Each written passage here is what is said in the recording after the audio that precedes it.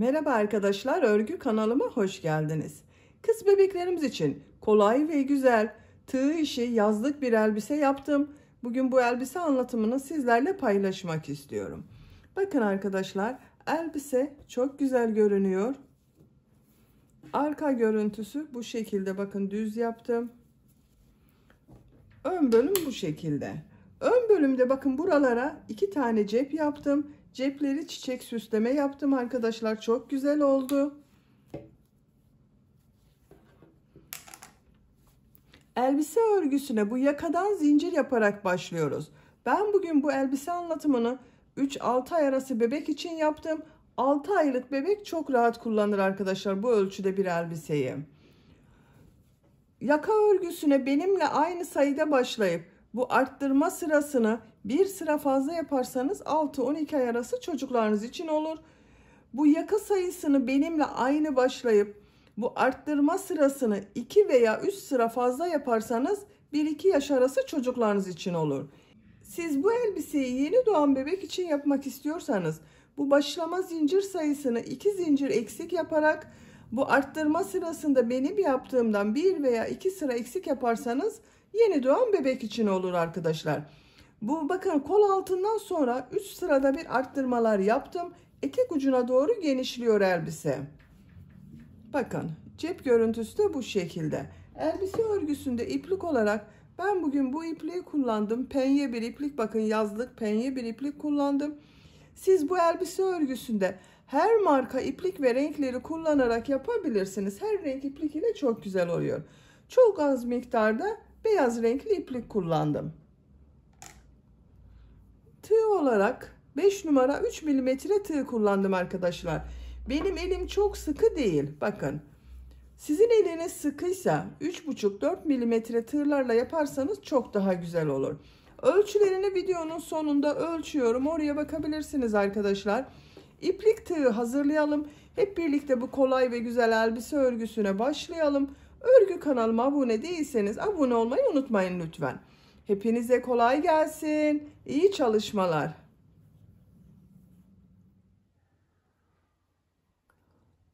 Örgüye yakadan zincir yaparak başlıyorum. İlk ilmeği ben bu şekilde yapıyorum. Size nasıl kolay geliyorsa o şekilde yapabilirsiniz. Zincirleri yapmaya başlıyorum. Çok sıkı zincirler yapmıyorum. 26 zincir yapalım. 26 zincir yaptım. Çok sıkı zincirler yapmadım. 26 zincirin kaç santimetre olduğunu ölçüyorum.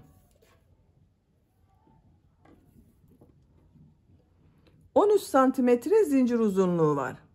Benim elimin sıklığına göre 13 santimetre için 26 zincir yaptım arkadaşlar. Sizin elinizin sıklığına göre daha az veya daha çok sayıda zincir yapmanız gerekebilir. Benimle aynı ölçüde yapıyorsanız 13 santimetre olasıya kadar zincir yapın. Daha büyük çocuk için yapmak istiyorsanız da bunu 2, 3, 4, 5, 6 zincir fazla yaparak daha büyük çocuk için başlayabilirsiniz. Bu sırada bu zincirler üzerine trabzan yapıyorum.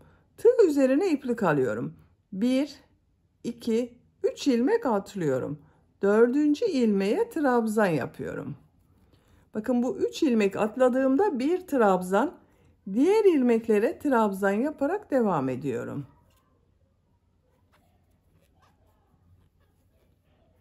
Bu sıra başında bakın 3 ilmek atlayarak yaptığım trabzan ile birlikte 23 trabzan yapacağız arkadaşlar. Zincirler üzerine trabzan yaparak sıra sonuna kadar devam edelim. Zincirler üzerine trabzan yaparak sıra sonuna kadar tamamladım. Sıra başında yaptığım bakın bu 3 zincir ile birlikte 23 trabzan oldu. 2, 4, 6, 8, 10, 12, 14, 16, 18, 20, 22, 23. Bir sıra üzerinde 23 trabzan var. Bu 23 trabzanın kaç santimetre olduğunu ölçüyorum.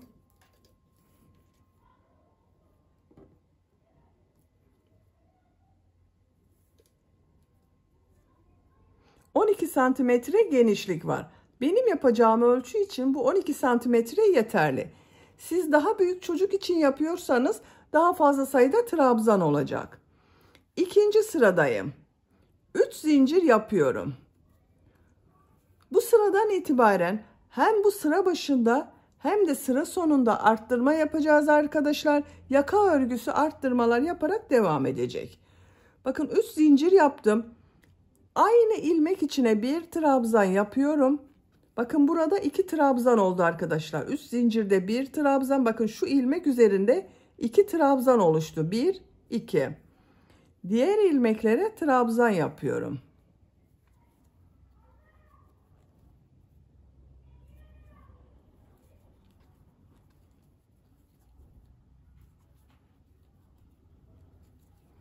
Sıra sonunda yine arttırma yapacağız. Bakın şu 3. zincirde arttırma trabzanı yapacağız arkadaşlar. Buraya kadar devam edelim. Sıra sonuna kadar tamamladım. Son ilmeği bakın burada 3 zincir yaparak yaptığım bir trabzan var. 3. zincir üzerine 2 trabzan yapıyorum. Arttırma yapıyorum arkadaşlar. Bakın sıra başında da 3 zincir yaptım. 3 zincir yaptığım ilmeğe trabzan yaptım. Arttırma yaptım. 2, 4, 6, 8, 10, 12, 14, 16, 18, 20, 22, 24, 25 trabzan var. Bir sıra üzerinde 25 trabzan var. Bir arttırma sıra başında oldu. Bir arttırma sıra sonunda oldu. Her sırada hem sıra başında hem sıra sonunda arttırma yapacağız. Bu şekilde her sırada 2 fazla trabzan olacak. 3 zincir yapıyorum. Örgüyü çeviriyorum. 3. sıradayım. Bu ilk ilmek üzerine bir trabzan yapıyorum. Bakın 3 zincir yaptım. İlmeğe yaptım. Arttırma oldu arkadaşlar. Diğer ilmeklere trabzan yapıyorum. Sıra sonunda yine arttırma yapacağız. Burada bulunan 3 zincire kadar devam edelim. Sıra sonuna kadar tamamladım. Bir önceki sırada bakın 3 zincir yaparak yaptığım bir trabzan var. Bunun 3. zincir üzerine 2 trabzan yapıyorum. 1, 2. Bakın arttırma trabzanı yaptım. 3 zincir yapıyorum. Örgüyü çeviriyorum. 4. sıradayım. Bu ilk ilmeğe trabzan yapıyorum. Bakın 3 zincir yaptığım ilmeğe trabzan yaptım. Burada 2 trabzan oldu. Bu 3 zincirde bir trabzan, 1, 2 trabzan oldu. Diğer ilmeklere trabzan yapıyorum.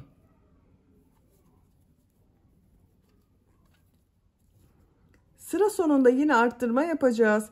3 zincire kadar devam edelim. Sıra sonuna kadar tamamladım. Bakın burada yaptığım 3 zincirin 3. zincir üzerine 2 trabzan yapıyorum. Arttırma trabzanı yaptım. Bakın bir tane. 3 zincir yapıyorum. Örgüyü çeviriyorum. 5. sıradayım. Bu ilk ilmek üzerine bir trabzan yapıyorum. Bu 3 zincir ile birlikte bakın 2 trabzan oldu. Görüntüsü bakın şu şekilde arkadaşlar. Her sırada bir sıra başında bir sıra sonunda arttırma yapıyoruz. Bu şekilde düzenli arttırmalar yapıyoruz. Diğer ilmeklere trabzan yapıyorum. Sıra sonunda yine arttırma yapacağız. Bu 3 zincire kadar devam edelim. Sıra sonuna kadar tamamladım. Sıra sonunda bu 3. zincir üzerine 2 trabzan yapıyorum.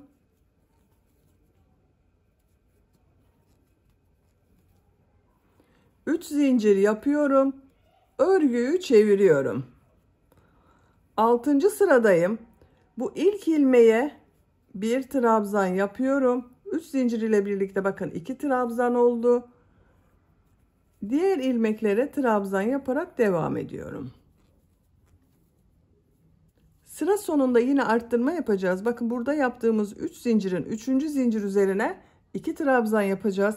Sıra sonuna kadar devam edelim. Sıra sonuna kadar tamamladım. Sıra sonunda bakın 3. zincire 2 trabzan yapıyorum. Arttırma yaptım. 3 zincir yapıyorum. Örgüyü çeviriyorum. 7. sıradayım. Bu ilk ilmeğe trabzan yapıyorum. Bakın 3 zincir ile birlikte 2 trabzan oldu. Diğer ilmeklere trabzan yapıyorum. Sıra sonunda yine arttırma yapacağız arkadaşlar. Bu son ilmeğe kadar devam edelim. Sıra sonuna kadar tamamladım. Son ilmeğe 2 trabzan yapıyorum. Arttırma yaptım bakın. Burada bitiriyorum arkadaşlar. 1, 2, 3, 4, 5, 6, 7. Yaka bölümünü ben bitirdim. Yapacağım ölçü için yeterli. Yaptığım 7 sıra 8 santimetre geldi. Benim yapacağım ölçü için yeterli. Siz daha büyük yapmak istiyorsanız 1 veya 2 sıra arttırma yaparak devam edebilirsiniz. Ön bölümün birini bitirdim. Bakın burası ön bölümse arka bölümü de yapacağız. Aynı şekilde yapacağız. Bunu kaç zincir başladıysanız diğer bölümü de aynı başlıyoruz. Ben 26 zincir ile başladım. Bunu da 26 zincir yapıyorum.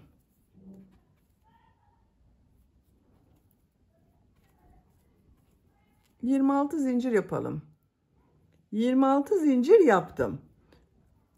3 ilmek atlıyorum. 4. ilmeğe trabzan yapıyorum.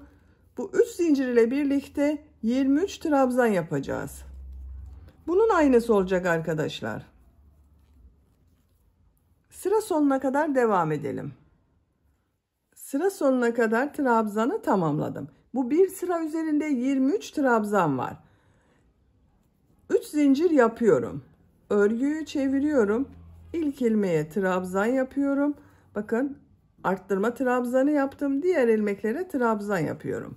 Sıra sonunda yine bakın bu 3. zincire 2 trabzan yaparak arttırma yapacağız. Bunun aynısı olacak arkadaşlar. Bakın bu bölümü ben 7 sıra yaptım. Bunu da aynı şekilde arttırmalar yaparak bir sıra eksik yapalım. 6 sıra olarak tamamlayalım. Bakın diğer bölümü de arttırmalar yaparak tamamladım. 6 sıra yaptım arkadaşlar. 1, 2, 3, 4, 5, 6. Bakın bu bölümü 7 sıra yaptım. Bunu 6 sıra yaptım. Bunda 7. sırayı yaparken 2 bölümü birleştireceğiz. İpliği bakın burada kesiyorum. En son ilmeğe yine 2 trabzan yaptım. İlmek içinden çektim. Bakın bu 7 sıra yaptım bunu. 1, 2, 3, 4, 5, 6, 7. 7. sırayı bakın bunda 7. sırayı devam edeceğiz. 5 zincir yapıyorum. Bakın kol altı için 5 zincir yapıyorum. 5 zincir yaptım. Düzgün gelmesine dikkat ediyorum arkadaşlar. Bakın şu şekilde bu bölümler birbirine bakacak. Tığ üzerine iplik alıyorum. Şu ilk ilmek üzerine 2 trabzan yapıyorum.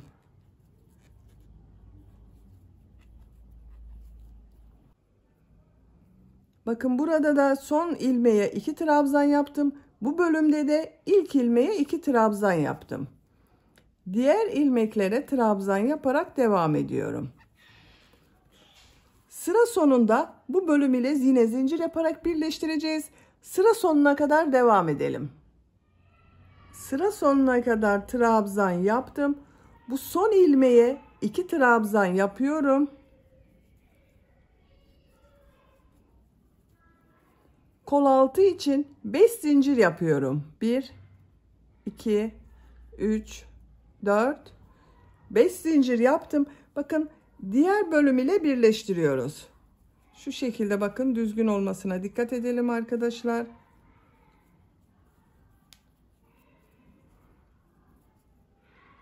Burada yaptığım 3 zincir ile bakın ilmek kaydırma yaparak sırayı birleştiriyorum. Bakın 2 bölümü birleştirdik. 5 zincir burada yaptım. 5 zincir burada yaptım. Bu şekilde devam etmiyorum. Bakın kol altından başlayacağız. Burada bakın 5 zincir yaptım arkadaşlar. Bu 5 zincirin 3. zincire ilmek kaydırma yaparak dönüş yapıyorum. Bakın 1, 2, 3. Bu tam ortadan elbisenin örgüsüne başlayacağız. Örgüyü çeviriyorum. Şu şekilde örgüyü çevirdim. 1,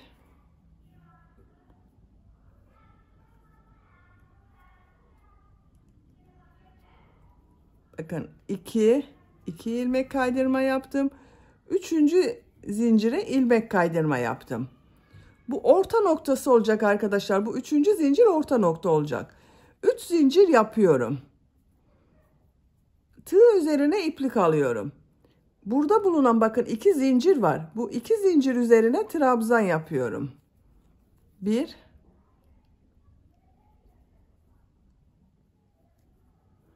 2. Bakın bu 3 zincirde bir trabzan. Bakın 5 zincir yaptım. 2 trabzan da bu sıra sonunda yapacağız. Diğer ilmeklere trabzan yaparak devam ediyorum. Her ilmek üzerine bir trabzan yapıyorum. Burada yaptığımız zincire kadar trabzan yaparak devam edelim. Kol altı için yaptığım bakın 5 zincire kadar trabzan yaptım. Buradaki zincirler üzerine trabzan yapıyorum. Bakın 1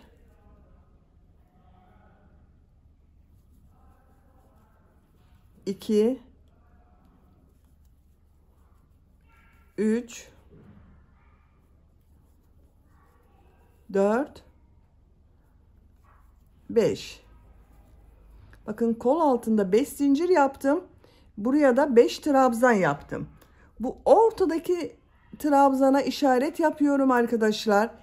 Bir sonraki sıralarda buralarda arttırma yapacağız. Bakın 2 trabzan burada kaldı. 2 trabzan da işaretten sonra. Diğer ilmeklere trabzan yaparak devam ediyorum. Her ilmek üzerine trabzan yapıyorum. Trabzan sırası yaparak bu zincirlere kadar devam edelim. Bakın burada yaptığım zincire kadar trabzan yaptım. Bu 2 zincir üzerine trabzan yapıyorum.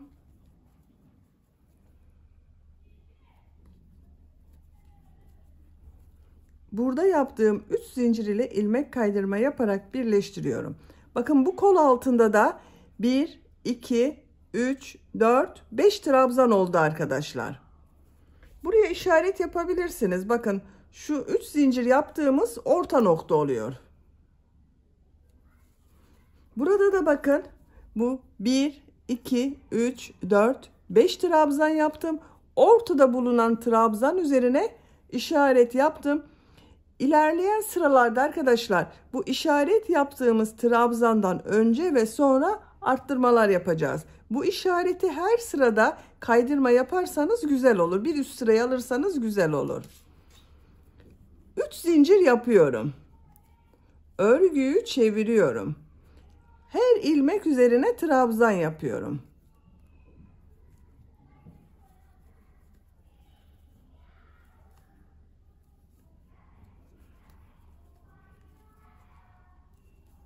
Trabzan sırası yapıyoruz. Sıra sonuna kadar devam edelim. Sıra sonuna kadar tamamladım. 3 zincir ile ilmek kaydırma yaparak sırayı birleştiriyorum. Bakın 2 sırayı bitirdik. Bu işareti de bakın bir üst sıraya alıyorum. Orta noktayı kaybetmemek için bakın buralarda arttırma yapacağız arkadaşlar. Bir üst sıradaki trabzanı alıyorum. 3 zincir yapıyorum. Örgüyü çeviriyorum. Her ilmek üzerine bir trabzan yapıyorum.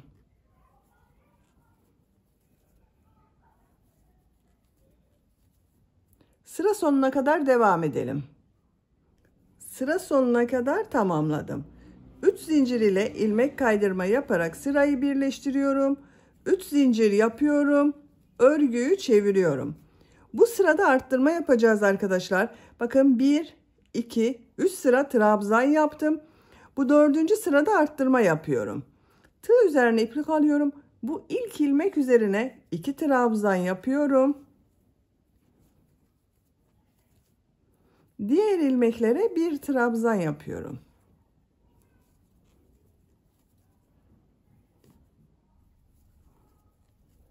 Bakın arttırma yaptık. Burada da arttırma yapacağız. Bakın bu işaretli olan trabzandan önce ve sonra arttırma yapacağız arkadaşlar. Bu ilmeğe kadar devam edelim. İşaret yaptığımız bakın trabzana kadar trabzan yaptım. Bu işaretten önceki bakın bu ilmeğe 2 trabzan yapıyorum. Bu işaretli olan ilmek üzerine bir trabzan yapıyorum. İşaretten sonraki ilmek üzerine 2 trabzan yapıyorum. Bakın bir arttırma burada yaptım, bir arttırma burada yaptım. İşareti bir üst sıraya alıyorum.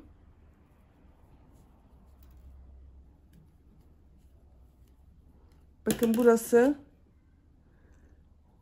kenar ortası olacak arkadaşlar. Diğer ilmeklere trabzan yaparak devam ediyorum.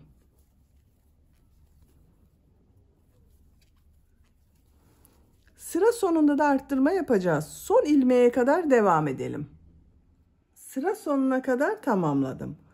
Bakın bu son ilmeğe 2 trabzan yapıyorum. Bakın bir arttırma yapmış oldum arkadaşlar. 3 zincirin bakın 3. zincir ile ilmek kaydırma yaparak birleştiriyorum. Bakın bu 3 zincirden sonra 2 trabzan yaptım. 3 zincirden önce 2 trabzan yaptım. Bir arttırma burada, bir arttırma burada oldu. Aynı burada yaptığımız gibi bakın. Burası burada yaptığımız 3 zincir gibi oluyor arkadaşlar. Bir arttırma burada, bir arttırma burada yaptım. 3 zincir yapıyorum. Örgüyü çeviriyorum. Arttırma yapmadan her ilmek üzerine trabzan yapıyorum.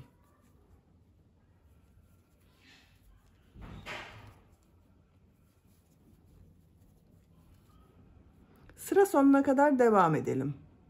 Sıra sonuna kadar tamamladım. 3 zincir ile ilmek kaydırma yaparak sırayı birleştiriyorum. 3 zincir yapıyorum. Örgüyü çeviriyorum. Yine arttırma yapmadan her ilmek üzerine trabzan yapıyorum. Bakın buraya da işaret yapalım arkadaşlar. Şu arttırma yaptığım sıraya bir işaret yapıyorum.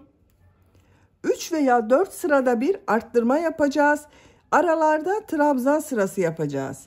Bakın şunu da bir üst sıraya alırsanız diğer arttırma yapacağınız yerde hangi trabzana yapacağınızı şaşırmazsınız. Bakın üst sıra trabzan yaptım. 4. sırada arttırma yaptım. Bu şekilde elbisenin örgüsü devam edecek. 3 sıra trabzan, 4. sırada arttırma yapalım. Siz tercihinize göre 4 sıra trabzan, 5. sırada arttırma da yapabilirsiniz. Ben 3 sırada bir arttırma yapmayı tercih ediyorum. Elbisenin örgüsüne düzenli arttırmalar yaparak devam edelim. Elbise örgüsünü yapacağım ölçüye göre tamamladım. Kol altından itibaren sayıyorum. 1, 2, 3, 4, 5, 6, 7, 8, 9, 10, 11, 12, 13, 14, 15, 16, 17, 18, 19 sıra yaptım. Santimetre olarak ölçüyorum. 23 santimetre yükseklik var. Siz tercihinize göre birkaç sıra devam edebilirsiniz arkadaşlar. Buraya kadar her üst sırada 2 taraftan arttırmalar yaptım. Etek ucuna doğru bakın elbise örgüsü genişledi arkadaşlar. Bu renk ipliği burada kesiyorum. Dediğim gibi siz birkaç sıra devam edebilirsiniz.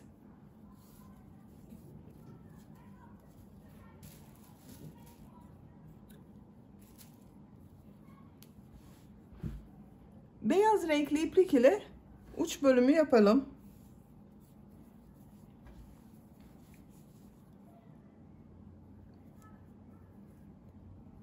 Şu ilmekten ipliği bağlıyorum.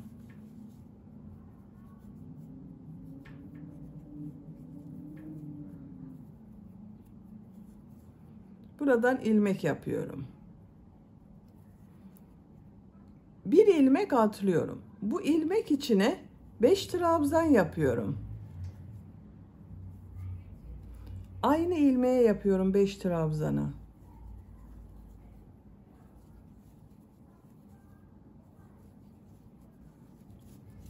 Beş trabzan yaptım.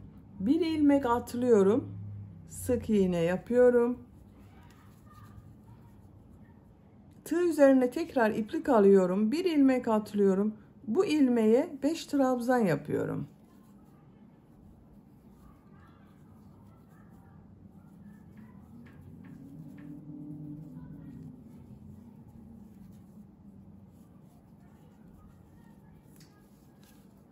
Bir ilmek atlıyorum. Bir sık iğne yapıyorum. Bir ilmek atlıyorum. 5 trabzan yapıyorum.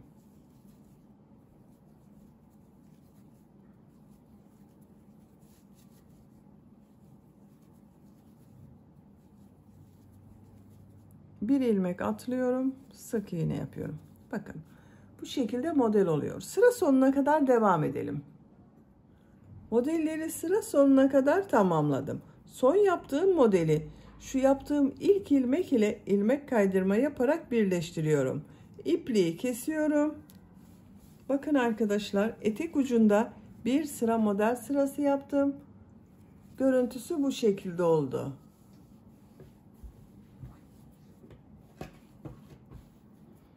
Şimdi yaka örgüsünün buraya başlıyoruz. Bir sıra bu renk iplik ile sık iğne yapıyorum. Daha sonra sık iğneler üzerine bu modelden yapacağız arkadaşlar. Şu şekilde bakın. İpliği bağlıyorum. Herhangi bir yaka bakın. 4 köşe var. Herhangi birinden başlayabilirsiniz. Şuradan bir ilmek yapıyorum. Sık iğne yapıyorum. İlmeklere sık iğne yapıyorum. Şu trabzan sıraları var arkadaşlar.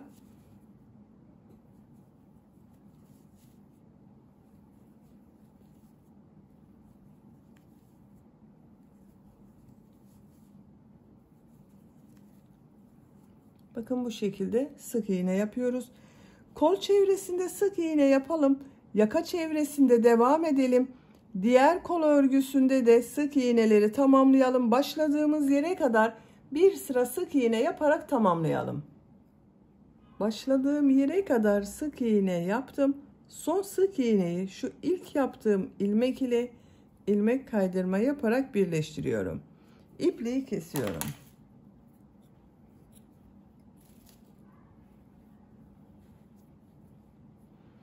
Bakın arkadaşlar, kol çevresinde ve yaka çevresinde bir sıra sık iğne yaptım. Görüntüsü bu şekilde oldu. Bakın düzgün bir görüntü oldu. Şimdi bunun üzerine model yapacağız. Beyaz renkli iplik ile model yapıyorum.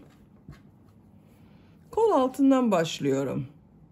Birleştirme yaptığımız yer belli olmasın diye kol altından başlıyorum. İpliği bağlıyorum.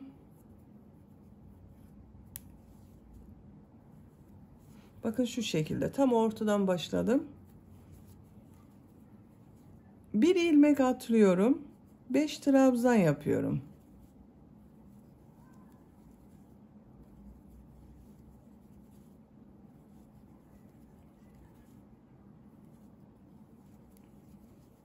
Bir ilmek atlıyorum. Sık iğne yapıyorum. Bir ilmek atlıyorum. 5 trabzan yapıyorum.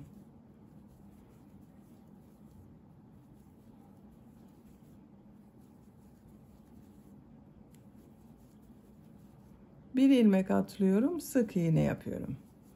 Bakın bu şekilde model yapıyoruz. Bu etek ucunda yaptığımız modeli yapıyoruz arkadaşlar. Bu şekilde devam edelim. Bu köşelere model gelmesine dikkat ederseniz görüntü olarak daha düzgün görünür arkadaşlar. Şu köşelere bu yaptığımız 5 trabzanlı modelleri yaparsak daha güzel olur. Çevresinde devam edelim. Başladığımız yere kadar modelleri tamamlayalım. Başladığım yere kadar modelleri tamamladım. Son yaptığım modeli şu ilk ilmek ile ilmek kaydırma yaparak birleştiriyorum. İpliği kesiyorum. Bakın arkadaşlar, buradan modele başladım. Kol çevresinde, yaka çevresinde modeller yaptım. Görüntüsü bu şekilde oldu bakın. Şimdi askılarını yapalım. Askı örgüsüne bakın, köşelere model denk getirelim demiştim arkadaşlar. Bu köşelere yaptığımız modellerden yapacağız. Şu şekilde bakın. 5 trabzan yaptım. Bir, ikinci trabzandan sonraki şu boşluğa ipliği bağlıyorum.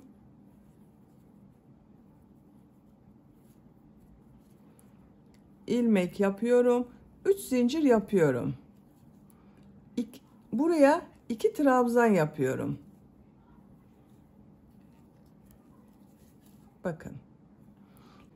2 zincir yapıyorum. Şu bir ilmeği atlıyorum. Şuraya bakın. Burada da 2 trabzan kaldı. Şu boşluğa 3 trabzan yapıyorum. 2 zincir yapıyorum. Örgüyü çeviriyorum. Şu 3 ilmeği atlıyorum. Şu 2 zincir yaptığım boşluğa 3 trabzan, 2 zincir, 3 trabzan yapıyorum.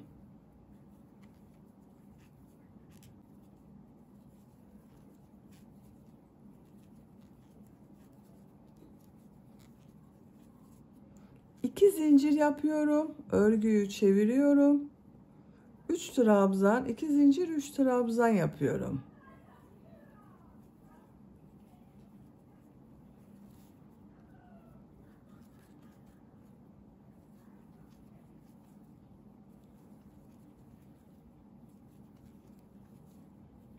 Bakın bu şekilde askı yapıyoruz. Birkaç sıra askı örgüsüne devam edelim. Askı örgüsünü tamamladım. 1, 2, 3, 4, 5, 6, 7, 8, 9, 10, 11, 12 model sırası yaptım. 13. model sırası yaparken bakın diğer bölüm ile birleştireceğiz arkadaşlar. Şu şekilde tutuyorum. Bakın yüksekliğine. Şu şekilde oldu.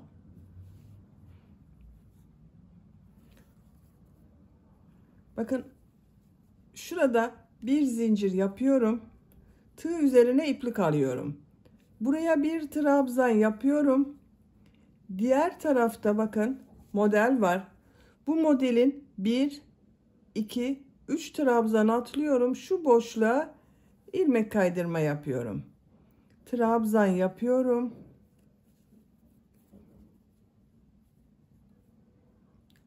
Aynı yere ilmek kaydırma yapıyorum. Trabzan yapıyorum. İlmek kaydırma yapıyorum. Tığ üzerine iplik alıyorum. Trabzan yapıyorum. Bir sonraki trabzan boşluğuna ilmek kaydırma yapıyorum. Bakın buraya.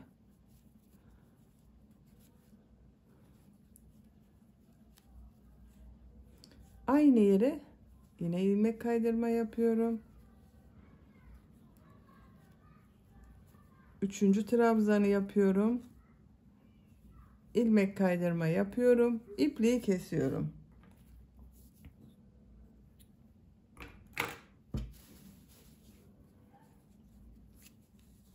Bakın birleştirdiğimiz yerin görüntüsü bu şekilde oldu. Askının birini yaptık arkadaşlar. Bakın görüntüsü bu şekilde. Şimdi diğer askıyı yapalım. Aynı yapacağız. Yine bu modelden başlıyorum. Bakın köşede yaptığım modelden ikinci sırada boşluğa ipliği bağlıyorum.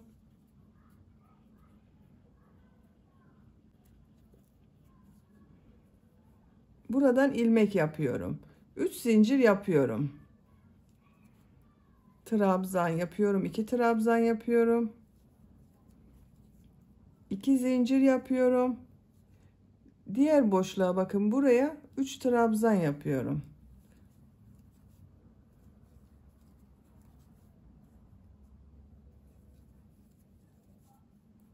İki zincir yapıyorum. Örgüyü çeviriyorum.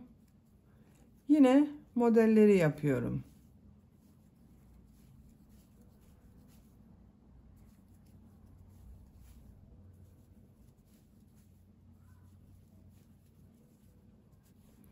Bu askıyı kaç sıra yaptıysanız diğer askı örgüsünde tamamlayalım. Diğer askı örgüsünde bakın tamamladım. 12 sıra yaptım. İlmek kaydırma yaparak diğer bölüm ile birleştirdim. Bakın. Elbisemiz bitti. Bu şekilde oldu. Elbiseyi bu şekilde kullanabiliriz arkadaşlar. Ben elbisenin buraya cep yapmak istiyorum. Bu renk iplik ile cep yapıyorum.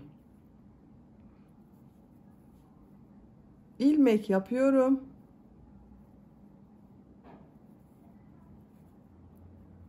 On 15 zincir yapıyorum. 1, 2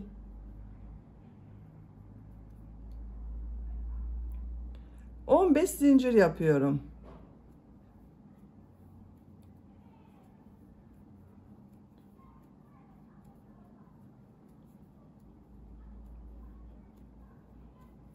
On beş zincir yaptım.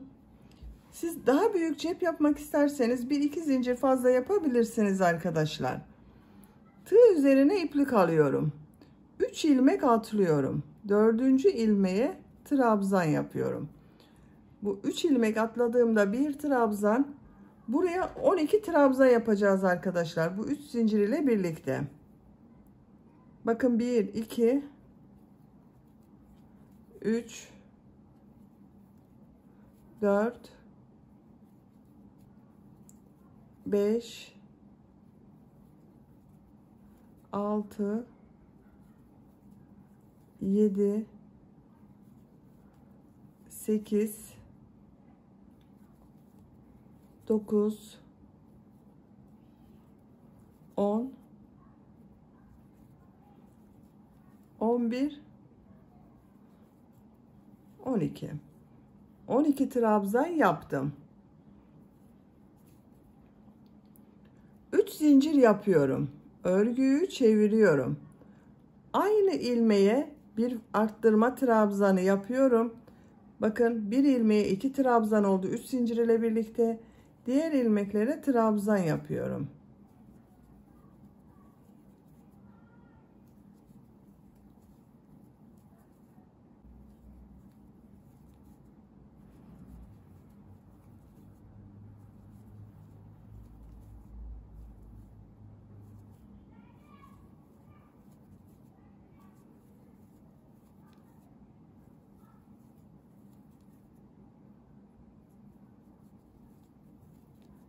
Bakın sıra sonuna kadar yaptım. Sıra sonunda 3 zincir yaparak bir trabzan yapmıştım. Bakın burada bunun 3. zincire 2 trabzan yapıyorum. 1 2 arttırma yaptım. 2 4 6 8 10 12 14 trabzan oldu. 14 trabzan ile devam edeceğiz arkadaşlar. Başka arttırma yapmıyorum. 3 zincir yapıyorum. Örgüyü çeviriyorum. Yanında bulunan ilmeğe bakın trabzan yapıyorum. Diğer ilmeklere trabzan yapıyorum. Sıra sonuna kadar devam edelim. Sıra sonuna kadar tamamladım. Bir sıra üzerinde 14 trabzan var. 3 zincir yapıyorum. Örgüyü çeviriyorum. Bakın bu ilmeğe trabzan yapıyorum. Diğer ilmeklere trabzan yapıyorum. Bu 14 trabzan ile cep örgüsüne devam edelim. 5 sıra yaptım. 1 2 3 4 5. Bir sıra sık iğne yapıyorum arkadaşlar. Her ilmeğe sık iğne yapıyorum. Sıra sonuna kadar devam edelim. Sık iğne yaparak sıra sonuna kadar tamamladım. İpliği kesiyorum.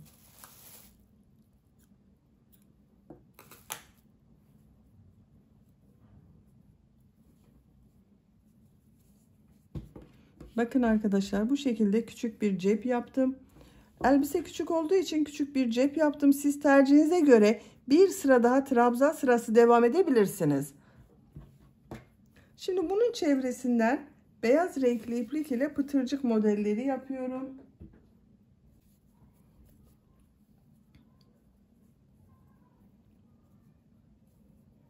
Şuradan başlıyorum arkadaşlar. Bakın başlangıçtan başlayabilirsiniz. Şu ilmekten başlıyorum.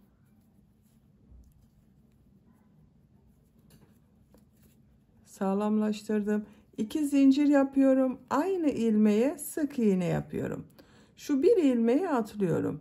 İkinci ilmeğe bakın buraya bir sık iğne, 2 zincir, bir sık iğne yapıyorum.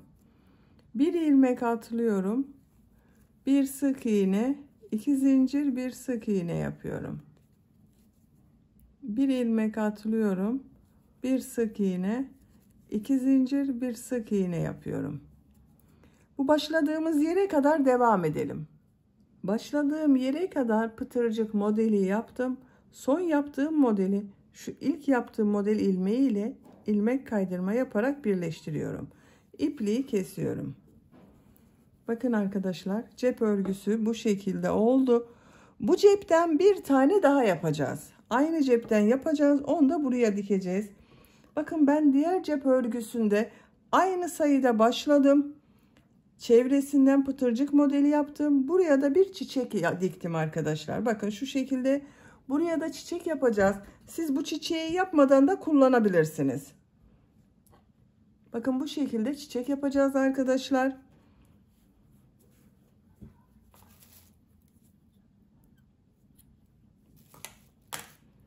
Bu cep örgüsü yapacak olduğunuz çocuğun büyüklüğüne göre siz daha fazla sayıda başlayıp daha büyük cep de yapabilirsiniz arkadaşlar. Bakın benim yaptığım elbise için bu büyüklükte bir cep yeterli oldu. Şimdi bu çiçeği birlikte yapalım sizinle.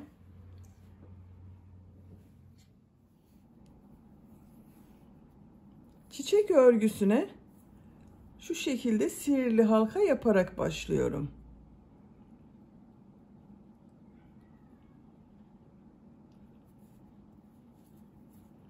Zincir yaptım, sağlamlaştırdım.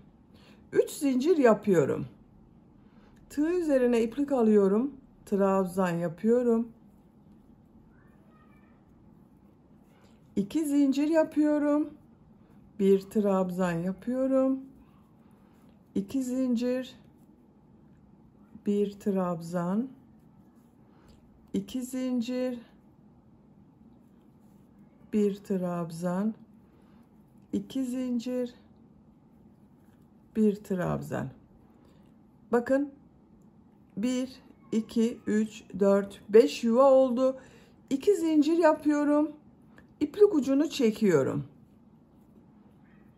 Bakın buraya 1 2 3 4 5 trabzan yaptık arkadaşlar. Arada 2 zincir yaptık. Şu ilk yaptığım 3 zincir var. Bunun ikinci zincire tığ takıyorum. İlmek kaydırma yaparak birleştiriyorum. İplik ucunu şu şekilde tutuyorum bakın. 1 2 3 4 5 6 yuva oluşturduk. Bakın 6 yaprağı var. Onları yapacağız. 3 zincir yapıyorum. Tığ üzerine iplik alıyorum. Şu şekilde bakın. Şu yuvaya tığ takıyorum. İplik alıyorum. Uzatıyorum. Bakın uzun tutuyorum. 1 2 3 4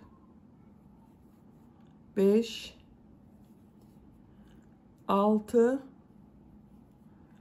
7. Tığ üzerine iplik alıyorum. Hepsini içinden bir defa da çekiyorum. Şu şekilde bakın bir zincir yapıyor gibi yaptım, sağlamlaştırdım. 3 zincir yapıyorum. Aynı yuvaya şu şekilde ilmek kaydırma yapıyorum 3 zincire.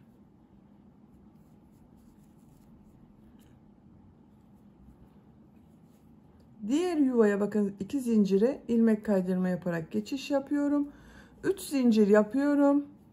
Yine bunun gibi yapıyoruz arkadaşlar. Aynı oluyor. 1 2 3 4 5 6 7. Bu iplikleri uzun tutarsanız daha puf örgü olur arkadaşlar.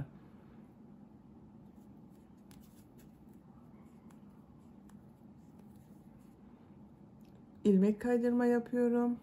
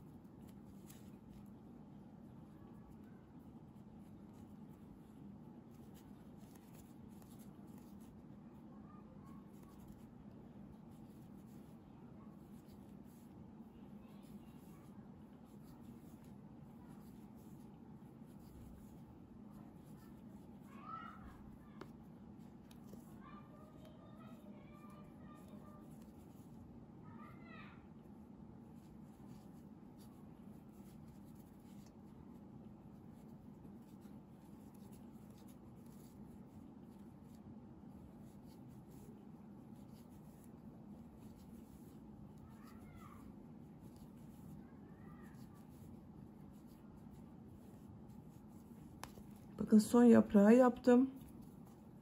3 zincir yapıyorum. İlmek kaydırma yapıyorum. İpliği kesiyorum.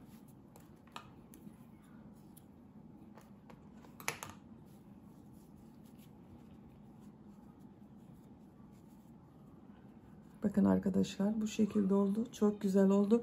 Şimdi bu orta bölümde bulunan tomurcuk bölümünü yapacağız. Sarı renkli iplik ile yapıyorum. Yine sihirli halka yapıyorum. Şu şekilde bakın, parmağıma doladım. İlmek yapıyorum.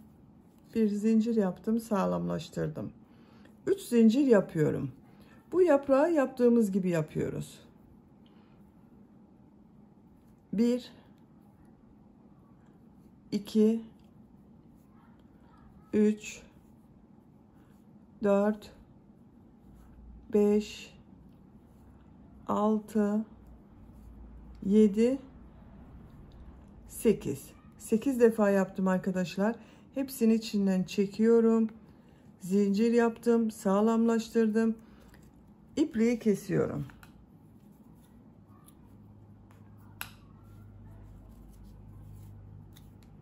Şu bakın, sihirli halka ipliğinde ucunu çekiyorum arkadaşlar. Bu şekilde. Şimdi bunu bu orta bölüme takacağız. Bakın, burada yuvalar vardı. Tığ takıyorum. İplik ucunu çekiyorum. Örgünün ters tarafına. Karşısına gelen, bakın şuraya da aynı şekilde tığ taktım. Diğer iplik ucunu çekiyorum.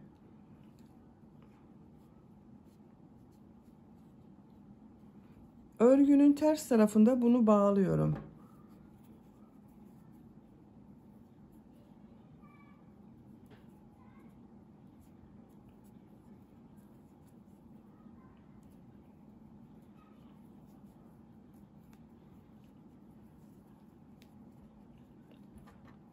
Bakın, çok güzel oldu. Ben 3 milimetre tığ kullandım arkadaşlar. Bu büyüklükte bir çiçek yaptım. Siz daha büyük numaralı tığ kullanırsanız daha büyük çiçek olur. Tığ numaranız daha küçük olursa daha küçük çiçekleriniz olur.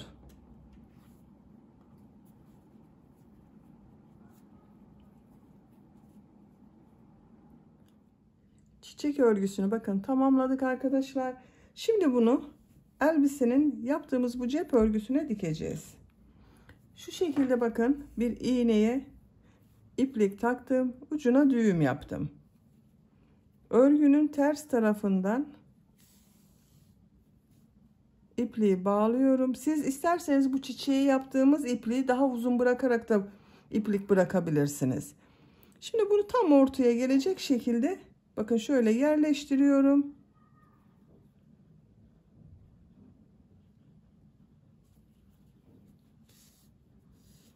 Elbiseye cebi diktikten sonra bu çiçeği dikmesi zor olur arkadaşlar. Onun için ilk önce bu cep örgüsünün üzerine çiçek yapıyorum. Dediğim gibi siz bu çiçeği yapmadan da kullanabilirsiniz.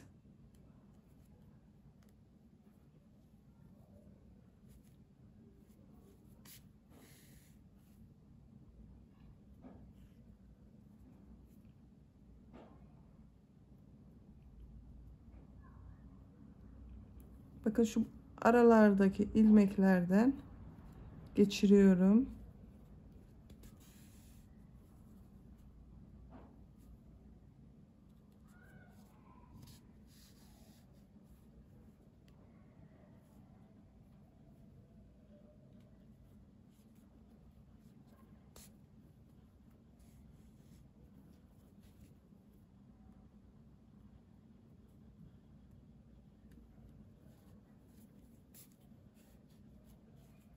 Bakın ben diktim arkadaşlar. Örgünün ters tarafından ilmek arasından bakın şu şekilde ilmek yapıp ipliği kesiyorum.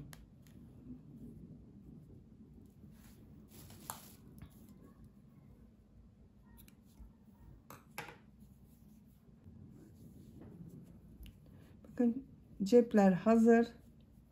Şu iplik ucunu yine örgünün ters tarafından kaybediyorum.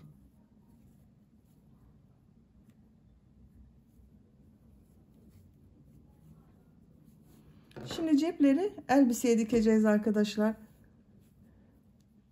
Şu iğneye yine bir iplik takıyorum. Siz isterseniz beyaz renkli iplik de kullanabilirsiniz.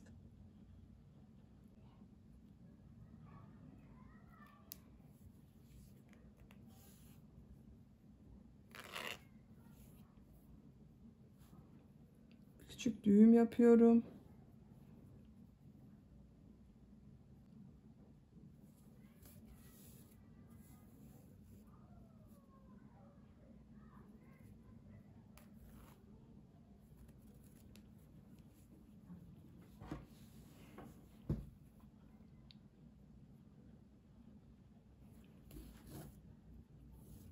Cebin bu bölümü açık kalacak arkadaşlar.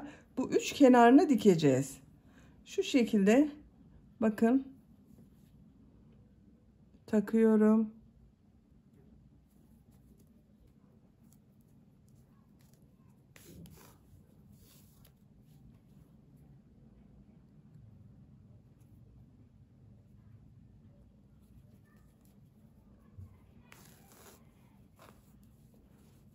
Bakın, cepleri dikelim arkadaşlar. Elbisenin ceplerini diktim. Bakın bu şekilde oldu. Çok güzel oldu arkadaşlar cepler. Böylece elbise örgüsünü tamamladım. Bakın çok güzel oldu elbisemiz.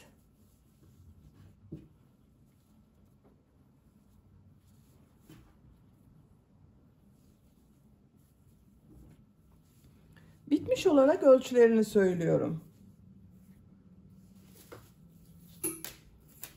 Kol altının buradan gövde genişliğini ölçüyorum. 24 santimetre. Kol altından yüksekliği ölçüyorum. 26 santimetre. Askıyla birlikte uzunluğu ölçüyorum arkadaşlar.